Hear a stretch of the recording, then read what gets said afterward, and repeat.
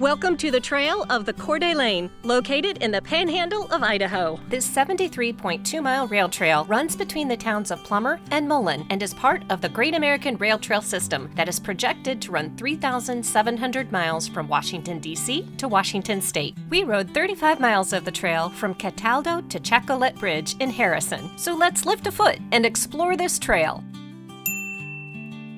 We're on the trail, we're suited up. You ready to lift a foot? Let's go, let's do it. We started our ride at Cataldo Trailhead, which aside from a short construction detour at the end of our ride, turned out to be a great place to begin. Yep, just pass under I-90. A little bit of construction on the bridge today. Okay, and there's a rider already. All right. Getting the morning traffic, I'm sure. Oh, there's the RV camp, that's why. We've got a campground right there, right next, so people got to be getting out, getting some fishing in. Everybody stay on the trail. There's actually no camping on the trail of the Coeurdalene. You can find some vacation rentals close to the trail, and although camping isn't allowed directly along the trail, there are plenty of designated public and private campgrounds that we saw with RV hookups, cabins, and places for tents. We are so excited to be doing this trail today. To do the entire trail, it's over 70 miles long. Our strategy was to start in Cataldo, which is right in the heart of the Silver Valley, and take that all the way down past Harrison and along the lake of Coeurdalene, and then end up at the legendary Chatcolet Bridge, which should be a sight to see. We're excited. We're hoping we have enough battery to make it up onto the bridge by the time we've gone all that way. But from Cataldo down to that point, across the southern tip of Lake Coeur and across that bridge should be 34 miles, which is right in our sweet spot. And if we get to the bridge and I'm running low on battery, I will park and walk it. I am so excited about that bridge. That bridge is getting crossed. Walked, ridden, crawled. We are doing it. We are doing that bridge, honey. That's right. We want the vista up at the top. Looking at the elevation profile of this trail was pretty crazy. Right now, starting out, let me see if I can see through my glasses here. It says we are at 2,100 feet. So we'll be updating that. I'll be very interested. Right now, I believe we're down in a valley, or we're headed into a valley, and then we got to climb back out on that bridge in order to complete our 34-mile circuit.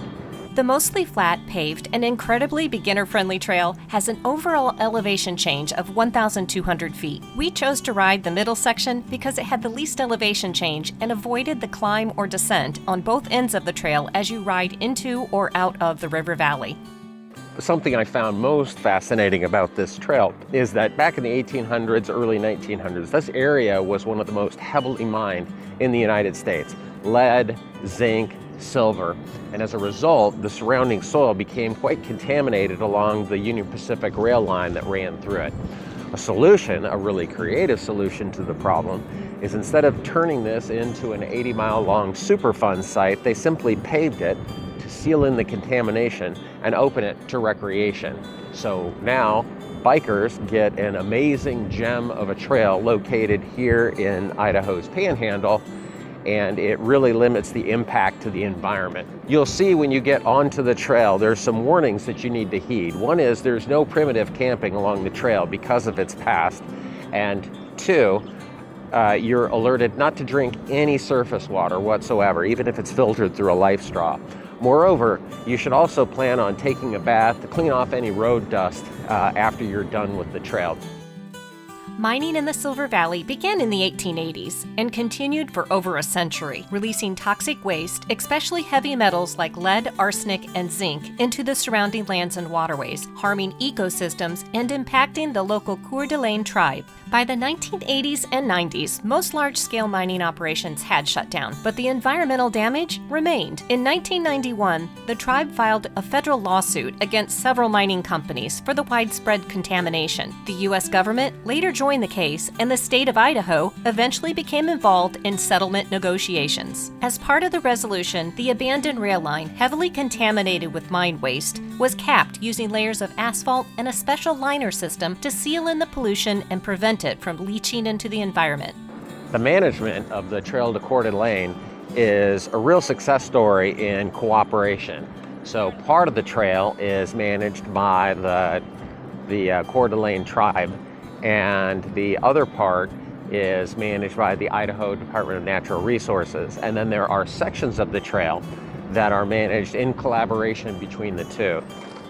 Oh, this is cool. Look, they've got a little, they do have picnic areas though. Oh, here's the bathroom. And a bathroom.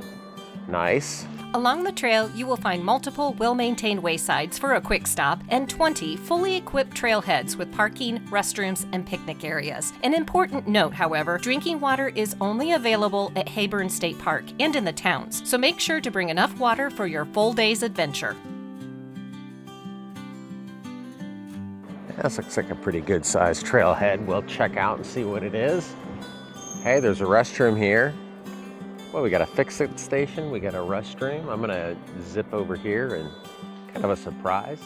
Which way side is this? This is the Bull Run Lake Trailhead, Rail Trail Hall of Fame.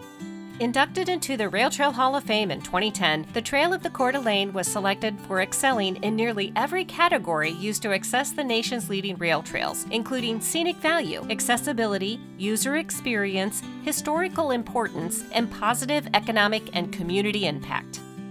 This makes you feel very, very small. You can just see all around. We're just surrounded by mountains and wetlands that just go on forever. Oh, right there's a blue heron. I see him. Oh, it's funny. We saw him at the same time. As we rode along the Trail of the Coeur d'Alene, we were surrounded by incredible bird life, especially in the marshes and lakes. This area is a haven for bird watchers, with species like bald eagles, ospreys, and a variety of waterfowl commonly spotted. We saw several great blue herons wading in the shallows, and even what looked to us like an osprey nest perched high on the Chatcolet Bridge at our projected turnaround point. Yeah, these are some very stoic, quiet cows. I think it would be funny to see a moose that's kind of blending in with the cows. Good morning. Good morning. Keep going. You'll see it. It's There's- on your right. A moose! Oh, it's my first moose Oh, I've there ever he seen in my is. life. Thank you. Thank you so much. Do you see the moose? Oh my gosh, I see the moose! Adrenaline rush. It's my first moose I have ever seen in the wild. Look at him. He is a very, very large animal. Oh, now I just see a pair of antlers. I'm so glad those two other bicyclers pointed him out. I don't think we would have missed him, but boy. Yeah, it was kind of neat having some other trail riders point out the moose to us, so we thought that was pretty cool. It was difficult to tell. It was a very, very large animal. I don't know how mature it was. Just a gorgeous set of antlers on that fellow, though. We saw a moose! We saw a moose. That's a lifetime first right there. We felt so lucky to spot a moose along the trail, an unforgettable moment and a good reminder to stay prepared. While moose aren't usually aggressive, they're just one of several large mammals that call this area home. Depending on trail location, it's a good idea to carry mace or bear spray as a precaution. That said, the most common risk isn't typically a close encounter. It's an animal suddenly darting across the trail, which is a great reason to stay alert and ride with care. Oh, that scared me. There was a truck coming around the corner. I thought he was There you coming go. right at me. Yeah, I think they're restoring the wetland here. Oh, that's exciting. Yep, and then there's going to be an inlet gate right here where they'll be able to do a controlled flooding. I wonder if this is the part they've already done. Along this section of trail between Metamah and Cave Lake, there is an extensive restoration project called the Grays Meadow Wetland Conversion. Crews are using heavy earth-moving equipment to remove contaminated soil, regrade the floodplain, and build water control structures to reconnect the Coeur d'Alene River with newly restored wetlands. It's funded through a combination of federal Superfund cleanup resources and wetland restoration grants, all working together to transform this stretch into thriving wildlife habitat. Springston Trailhead. All right, hello. Hello. Boy, this is quite the happening place here. Ah, you can't get on there. You could probably walk across it. Woo! I am not one to be wanting to walk across that. Just off the Springston Trailhead, at about mile marker 18, stands the historic, but unfortunately now condemned, 120-foot-long through-truss bridge built in 1955. The bridge replaced an early 1900s ferry crossing that was originally located here. The Springston Trailhead itself offers a parking lot, bathrooms, and a picnic area. We're getting so excited. We've got Anderson Lake right here to our south. and we are headed into Harrison. Harrison is where the trail picks up the shoreline of Lake Coeur all the way down to the bridge. So we'll have all the way to where we think we're going to be turning around. We'll have nothing but lake vistas and mountains to look at all the way. Really exciting. We're rapidly approaching the Coeur d'Alene Indian Reservation. I believe the turning point, or where the Coeur d'Alene tribe takes over management of the trail, is right at Harrison, on into Plummer, which is the southern terminus of the trail. Look at the beautiful lily pads, honey, with the pink flowers. So those are unusual. We'll have to look those up. That could be, those could be invasive. The pink water lilies are thankfully a plant native to Idaho and can be seen floating in the wetlands along the trail, blooming from June to September. While most water lilies bloom white, these pink variations are unique and play an important ecological role, providing shelter for the fish and offering shade to help regulate the water temperature. Oh, they might be looking at the beaver lodge. Oh yeah, there's the beaver lodge right there. Boy, look at this. That beaver has this whole area all churned up. He's got his own little works project going on. He's got some wonderful landscaping. Beavers, known for their dome-shaped lodges, are common along this section of trail. They share the wetlands with other small mammals, such as the muskrat, which we saw quite a few of, and the more elusive river otter, which we did get to see a quick flash of just one as it ran across the trail. As we arrived in Harrison, we were met with a town full of energy, with people out enjoying the sunshine, lakeside views, and plenty of activities. This is one of the main trail hubs and one of the few trailheads where you can refill your drinking water. The trailhead here offers easy access to bathrooms, a marina, and an RV campground, and it's a perfect spot to take a break. Located where the Coeur d'Alene River meets the lake, it's a popular place for swimming, boating, and kayaking. So in my mind, when we were planning on hitting this trail, I thought we were going to be out in the middle of nowhere all the time. I really can say we are in the wilderness. We saw a moose, and you have that feeling of being out in the middle of nowhere. But they're campgrounds, private campgrounds, and now we're riding along the lake, and it's just very expansive, it's gorgeous, it's welcoming. Everybody on the trail has been very friendly, which we really appreciate too. It's just, everybody's just glad to be here in this, experiencing this. It's just really a lifetime trail for us. It's just gorgeous. Stretching for over 25 miles long, with nearly 135 miles of shoreline, Lake Coeur d'Alene is a natural lake that was formed by ancient glaciers and was later shaped by massive Ice Age floods. It is a haven for wildlife and is the heart of the Coeur d'Alene tribe's ancestral homeland. The tribe, known as those who were found here, lived around this lake and its surrounding rivers, forests, and mountains for thousands of years. The lake provided the tribe with fish, especially spawning salmon, as well as a vital source of water, transport, and spiritual meaning. When the Coeur d'Alene Reservation was established in 1873, it included the southern third of the lake, making the tribe the only native nation in Idaho with sovereign control over a major lake. This area remains under tribal stewardship today. Have to share the awesomeness like this. Yeah, we're getting some wind. Oh, that is neat.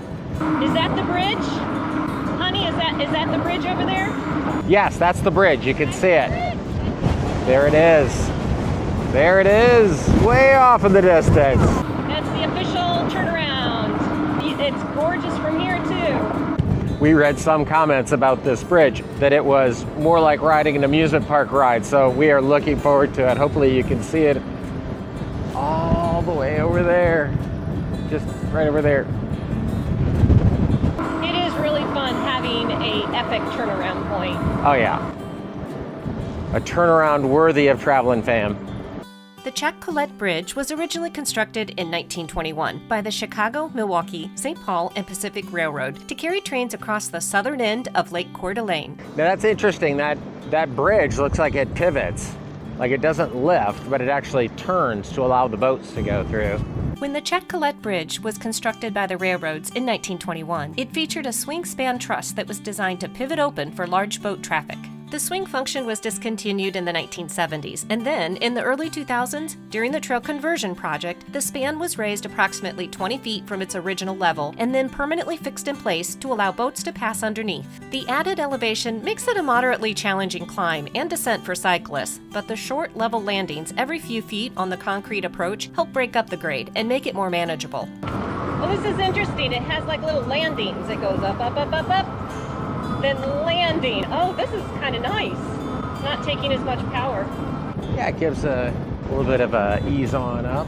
The bridge today spans approximately 3,178 feet in total length and stands about 22 feet above the water at its highest point. At the very top of the bridge, you pass directly under the original operator's booth, a small structure that once housed the controls for the swing span. It no longer serves a function, but passing beneath it at the bridge's highest point is a unique moment and a thoughtful detail preserved by the trail's designers.